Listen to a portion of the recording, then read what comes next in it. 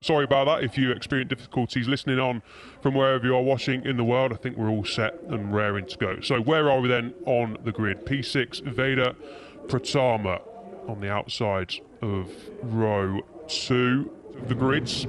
We will shortly be underway. The red flag clears, the green flag waves at the back. The riders are ready to kickstart their season once again after a couple of months break from Malaysia. And we are waiting for the red lights to come on. It took a while, but they are on now, and we are underway here in Japan. And it's a great start for the number 21 of Ozawa. The returning Ozawa gets the launch. It wasn't a good getaway for the number 14 of Adaki from pole position. Who's going to get the whole shot? It is the number 21 of Ozawa. Mitani getting a good start as we have drama unfolding at the back of the field in the mid-pack. Can't quite tell who's gone down. The number...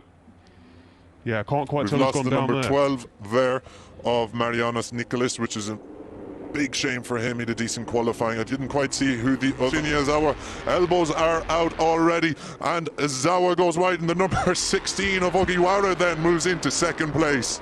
P2, of course, in last year's championship, knows exactly what he's doing as we go about 4 abreast into the tight and twisty turn 11 90-degree corner. I said we're going to see fireworks. Before Veda Pratama, he is lurking just outside the podium places, already up from 6th on the grid. It's only a matter of time, I think, before he tries to make a move on either Ozawa or Ogiwara, but it's going to be chopping and changing now across the next couple of corners as we come for another. It's bad news for the riders that have gone out, of course, but they will get another chance tomorrow. You're exactly right, Chris, to point out Pratama making his way up here at the mobility resort. Motegi thought the number 21 of Azara was trying to get down at turn 1. We've seen in the Grand Prix classes how tricky it can be to negotiate turn 1. Number 16 of Ogiwara, Japanese rider, was leading. Not going to be for long because Ozawa pulls out of the 16, his compatriot, and makes qualifying just yet.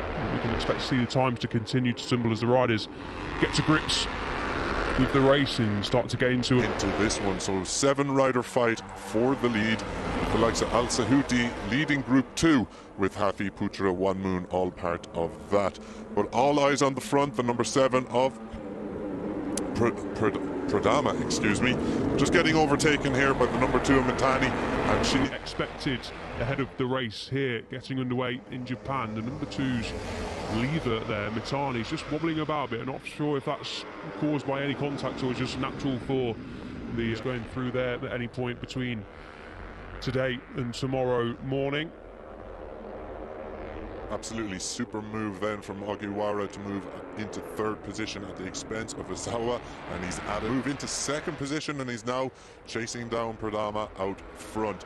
As Mitani's here in Japan before we move on to Indonesia next. These Asia Talent Group riders will be following the Grand Prix riders. They're heroes on the 2 turn 11. You've got to get your braking zone right as we get confirmation of Hafid Faharil, the number 18 rider, crashing out unfortunately down at turn 9. We see a lot of riders going down at turn 9 this weekend. It's a bit of a hot spot for crashing. Unfortunately, is turn 8 for Rasia down the Indonesian, so hopefully it's just a knock. He's just had the wind taken out of his sails and he'll be okay to continue in race 2 tomorrow.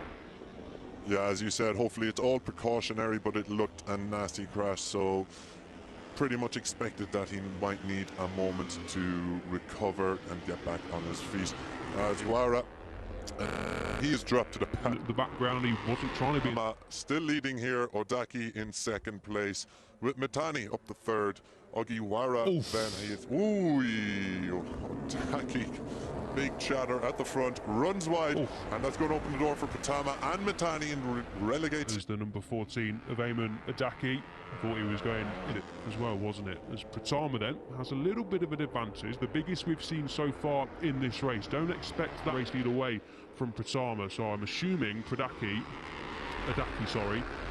got the better of Pratama. Still in control out front. He's opened up a lead of about half a second over Mitani and Odaki, with the 2 of them constantly chopping and changing places in 2nd. This is all playing into Pratama's hands.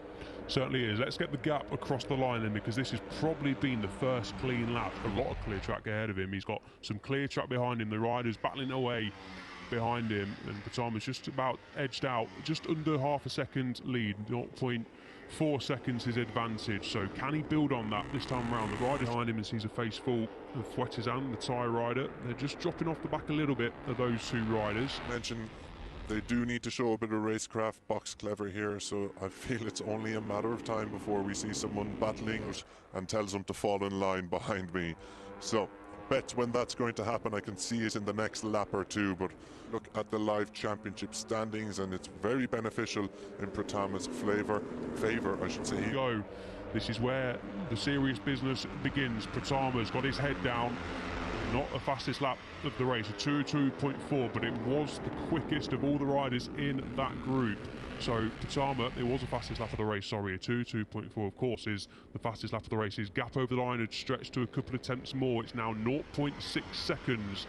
Feels a little bit like now or never for the riders just to go line astern for maybe half a lap to full lap, just to allow Adaki to see if he can try and reel a gap in the Asia Talent Cup. Anything less than that and it's pretty easy for the riders to use a bit of slipstream, use you as a guide and reel you in, but Pratama's obviously built that lead up to not from Pratama. 9/10 of a second, so that's another 3 hours lead through intermediate split 2 with 2.5 laps to go. Pratama is well on his way to claiming their home Grand Prix. Unfortunately, they're probably not going to win this one unless Pratama makes some sort of mistake, but judging from his last couple of laps, that's not going to happen. So the podium apex at turn 2, they're still side by side, but Mitani's got the job done so far, but how long for?